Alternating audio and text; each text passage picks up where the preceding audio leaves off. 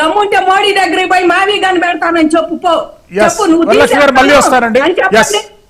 సత్యాజయ్ గారు, అంటే జగన్మోహన్ రెడ్డి గారి ఆరోపణ అని కాదు, డిఎస్సి బాధితులు కొంతమంది టెక్నికల్ అంశాలపైన కూటమి ప్రభుత్వాన్ని ఆరోపిస్తున్నారు. పర్టికులర్గా మాస్టర్ కీ డిలీట్ కానీ, అందులో మెరిట్ లిస్టు అంతమైపోవడం కానీ, వాళ్ళపైన ట్రాన్స్పరెన్సీ లేదు అనేటటువంటి అంశం. సుమారు 5,77,000 మంది అభ్యర్థులు అపేర్ అవుతే వాళ్ళకు సంబంధించినటువంటి డేటా ఇప్పటి వరకు అందుబాటులో లేదు అనేటటువంటి ఆరోపణ అది. ఇంకొకటి, రైతులకు హామీలు కానీ ఆచరణలో ఒక కమిటీని ఏర్పాటు చేయడం కానీ, వాళ్ళకు ఒక జవాబుదారీ వ్యవస్థని ఏర్పాటు చేయడం కానీ, అందులో రెండో విడత, ఒకటో విడత, రెండో విడత అనేటటువంటి కన్ఫ్యూజన్ అమరావతి రైతుల మధ్య కొనసాగుతుంది. ఇవి కామన్గా ఉన్నటువంటి డౌట్స్, వీటిని ఎట్లా క్లారిఫై చేస్తారు? ఇప్పుడు ఒక విషయం శ్రీశైలం గారు, రాష్ట్రంలో కన్క్లూజన్ పాయింట్ గా చెప్పండి. రాష్ట్రంలో డిఎస్సి అభ్యర్థులు దాదాపుగా 5,30,000 మంది అభ్యర్థులు అప్లికేషన్ పెట్టుకున్నారు. దాంట్లో 3,30,000 మంది అభ్యర్థులు ఎగ్జామ్ హాజరవడం జరిగింది. ఏదైతే మెరిట్ లిస్ట్ ఉందో, 5,77,000 మంది అండి, 5,35,000 మందిని అప్రూవ్ చేశారు. కొన్ని డిఫాల్ట్ కింద రిజెక్ట్ అయ్యాయి. అందులో 3 లక్షల చేంజ్ అభ్యర్థులు అపేర్ అయ్యారండి. అదే ఇప్పుడు మెరిట్ లిస్ట్ లేదు, అసలు ఆన్లైన్ లో డేటాబేస్ మొత్తం లేదు అంటున్నారు. ఇప్పటికీ కూడా ఉంది.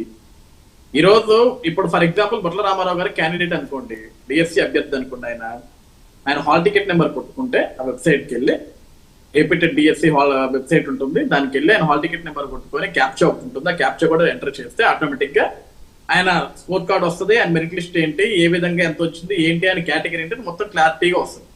ఈ రోజు ఆ విషయం ప్రతి ఒక్క అభ్యర్థికి కూడా తెలుసు.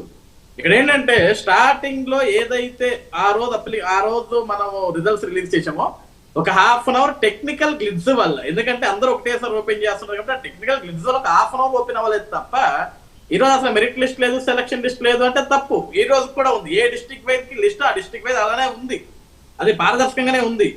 ఈ రోజు ఒకటి సార్, నిజంగా తప్పు జరిగింది అనుకుంది శ్రీశైలం గారు, ఎగ్జామ్ ఎప్పుడు జరిగింది సార్, లిస్ట్ ఎప్పుడు బయటకు వచ్చింది?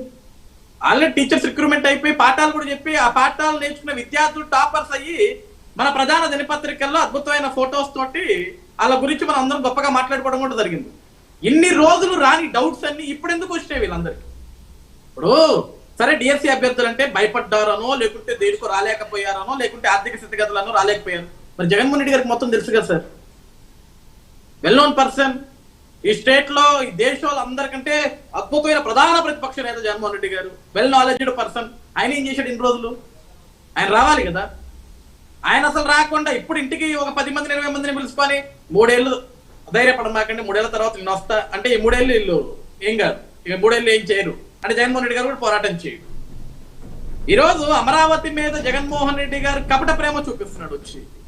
మేమేమడుగుతున్నాం, నిజంగా అమరావతిలో రైతుల్ని ఈ రోజు కూటమి ప్రభుత్వం ఇబ్బంది పెట్టినా, లేకుంటే రైతులకు ద్రోహం చేస్తున్నా, లేకుంటే బొట్ల రామారావు గారు చెప్తున్నట్లు ఇప్పుడు అక్కడ కొన్ని కోట్ల రూపాయలు అమరావతి పేరు మీద దోచేస్తున్నారని మీకు ఇన్ని క్లారిటీ ఉన్నప్పుడు, మీరు తాడేపల్లి ఇంట్లో కూర్చొని ప్రస్తావించకూడదు సార్. ఇవన్నీ 4 మీడియా ఛానల్ పిలిపించుకొని మాట్లాడకూడదు సార్. మీరు నేరుగా మీరు ప్రజాస్వామ్యంలో ఈరోజు జగన్మోహన్ రెడ్డి గారు ప్రతిపక్ష, ఇప్పుడు రాష్ట్రంలో ఆయనగా ప్రతిపక్ష నేత, ఇంకే వేరే పార్టీ లేదు కదా సార్. శ్రీశైలం వేరే పార్టీ 11 స్థానాలు ఉన్న ఆయన ప్రతిపక్ష నేత కదా, ఒక పులివెందుల శాసనసభ్యుడు కదా. ఏనిక అమరావతి నడి బొడ్డులోకి వెళ్ళి పత్రికా సమావేశం ప్రజల మధ్యలో పెట్టడానికి భయమా? ధైర్యం సరిపోదా? పోలేవా? ఆ సిఆర్టీఏ భవనం ముందుకెళ్ళు, సీడాక్సిస్ రోడ్డుకెళ్ళు.